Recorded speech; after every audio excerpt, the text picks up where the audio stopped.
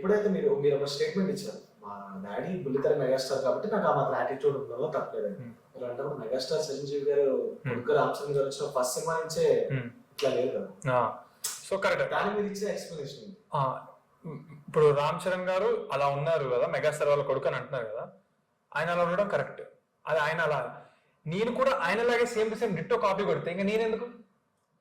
నాలాగా నేను ఉంటాను, ఆయనలాగా ఆయన ఉంటారు, ఎవరిలో వాళ్ళు ఉంటే కరెక్ట్ అంటా నేను. కానీ ప్రభాకర్ గారు కొడుకు కాబట్టి మీరు ఎవరైనా ఇప్పుడు ఫర్ ఎగ్జాంపుల్ విజయ్ దేవరకొండ గారు ఫస్ట్ రోజు ప్లాట్ఫామ్ మీద మీరు మాట్లాడినట్టు చూస్తే చాలా యాటిట్యూడ్ తో మాట్లాడారు. సినిమా హిట్ అయింది కాబట్టి ఆయన చెప్పింది అంతా ఓకే, మాట్లాడింది అంతా ఓకే, తిరిగి రివర్స్ వేసుకుని ఆడియన్స్ కి ఏదైనా థింగ్స్ ఉన్నారే వీళ్ళు మాట్లాడుతున్నాను. కానీ ఒకవేళ అవ్వకపోయి ఉంటే ఈరోజు మనం విజయ్ దేవరకొండ గురించి మాట్లాడతాం. ఒకవేళ అదే పరిస్థితిలో మెగాస్టార్ గారు కొడుకు చేసి ఉంటే ఇంకోలా ఉంది. Okay okay. సో ఇక్కడ కూడా ప్రాబ్లం ఏంటంటే మీరు ప్రభాకర్ గారు కొడుకు కాబట్టి మీరు నార్మల్ గా ఎవరో పర్సన్ అంటే ఎవరో మాట్లాడారు. అదే అదే కదా. సో దీనికి మీరు ఏమంటారు అంటున్నారు? ఎందుకంటే ఇది ఫస్ట్ డే అయిపోయి మీకే తెలియదు, కానీ మొన్న వచ్చిన ప్రెస్ మీట్ లో కూడా మీరు మా జర్నలిస్టులు ఎవరైతే ఉన్నారో వాళ్ళతో మాట్లాడారు కదా. సో దానికి ఏం చెప్తారు? నాకు ఇప్పుడు అర్థం కాదు ఏంటంటే, రామ్ చరణ్ గారికి అది అడిగారు. ఇప్పుడు మీ క్వశ్చన్ ఏంటి? నాకు క్వశ్చన్ అర్థం కాదు. చాలా ఎక్స్ప్లెనేషన్ ఇచ్చారు. సార్ మీకు అర్థమైందా? అర్థమైంది, కానీ క్వశ్చన్ పెద్దగా ఉంది. అదే కాదు, పెద్ద క్వశ్చన్ అండి. ఇలా విజయ్ దేవరకొండ కొంచెం యాటిట్యూడ్ తో మాట్లాడేటప్పుడు, ఏది ప్రీ రిలీజ్ కు ముందు ఇది తీసేశారు, అప్పుడు అరవండర్ అయ్యి అని చెప్పాడు. సినిమా నడిచింది కాబట్టి ఓకే, నడవపోయింటే ఏమైపోయాడు దేవరకొండ. ఇప్పుడు విజయ్ దేవరకొండ కానివ్వండి, మొన్న వచ్చిన ఇంకో సుమా గారి అబ్బాయి కానివ్వండి, మీరు కానివ్వండి, అందరూ ఫస్ట్ లాంచ్ టైమ్ లోనే చాలా యాటిట్యూడ్ గా మాట్లాడుతున్నారు. ఇప్పుడు ఈ మధ్య అది ఆడియన్స్ గ్రాంటెడ్ లేదంటే ఆ టైప్ లో స్టేజ్ మీద ఉన్నప్పుడు అది వస్తుందో ఇదంతా పక్కన పెట్టండి. వాట్ ఎవర్ మేబీ హిట్ అయితే ఒకలా ఉంటుంది, హిట్ అవ్వకపోతే ఇంకోలా ఉంటుంది. ఇక్కడ మీకు సింగిల్ పర్సనాలిటీతో ఒకలా ఉంటుంది. కానీ ఇప్పుడు ప్రభాకర్ గారి మీద వస్తుంది, సినిమా రిలీజ్ అయిన తర్వాత చాలా మాట్లాడుకోవడానికి స్కోప్ ఇచ్చేస్తాం. సో దానికి మీరే అంటారు? ఏ జరిగినా చూసుకొని జరిగినప్పుడు చూసుకోవాలి, ఇంకా ఎప్పటికప్పుడు చూసుకోవాలి. నేను ఎప్పుడు అంటే మనం పని చేసుకున్నంతసేపు వీటి మీద కాన్సన్ట్రేట్, ఇక్కడ జరిగేది జరుగుతూ ఉంటది, బట్ మనం హార్డ్ వర్క్ చేస్తే ఈ జరిగేదంతా కూడా మంచిగా అయిపోతుందని ఐ బిలీవ్. సో కొన్ని ఎగ్జాంపుల్స్ నేను తీసుకుంటే నాకు మైండ్ లో, నేను పేర్లు చెప్పను, బట్ కొంతమంది ఉంటారు ఆరోగెంట్ గా. నేను వాళ్ళంత ఆరోగెంట్ గా లేను యాక్చువల్గా చూసుకుంటే. నేను జస్ట్ నా కాన్ఫిడెన్స్ నాది, ఇట్స్ నాట్ ఓవర్ కాన్ఫిడెన్స్ నా పరంగా చూసుకుంటే. సో అంత ఆరోగెంట్ గా ఉండి కూడా వాళ్ళు కొన్ని అచీవ్ చేసినప్పుడు వాళ్ళ ఆరోగెన్స్ అంతా మర్చిపోయిన సంఘటనలు ఉన్నాయన్నమాట.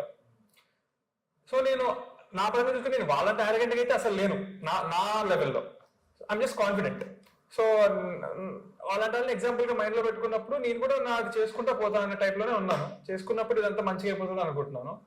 అండ్ మేబీ విత్ ఏజ్, ఇప్పుడు రామ్ చరణ్ గారు నా ఏజ్ లో ఉన్నారు ఎవరికి తెలియదు కదా. నా ఏజ్ చాలా చిన్నది, జస్ట్ 23 నిన్నటి వరకు. నేను నా బర్త్డే కాబట్టి I turn 24. So maybe with age ఆయనకు వచ్చి ఉండొచ్చు, ఆర్ వితౌట్ ఏజ్ వచ్చి ఉండొచ్చు, ఏం చెప్పలేము. సో ఎవరిలాగా వాళ్ళు ఉండాలంట, నేను మీరైనా మీరు మీలాగే ఉండండి అంట నేను.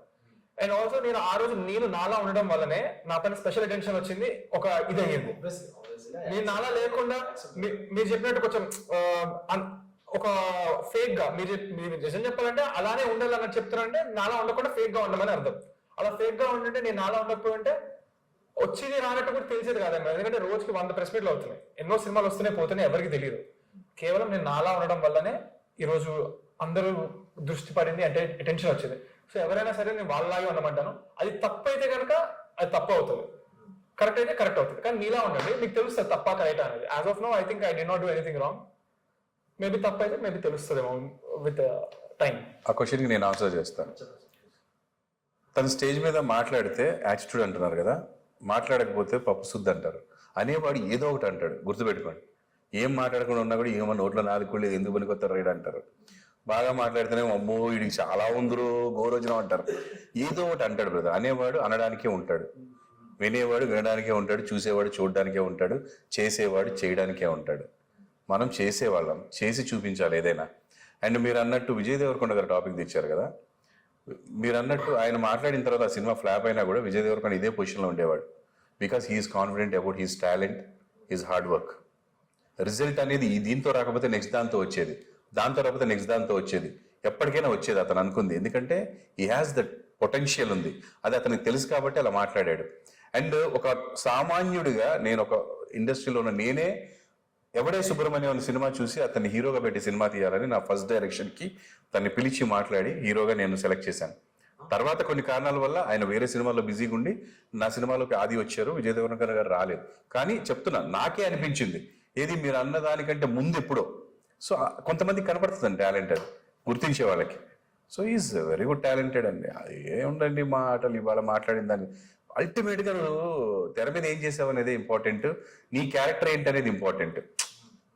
మాట్లాడడం అని. ఇప్పుడు కొంతమంది మాస్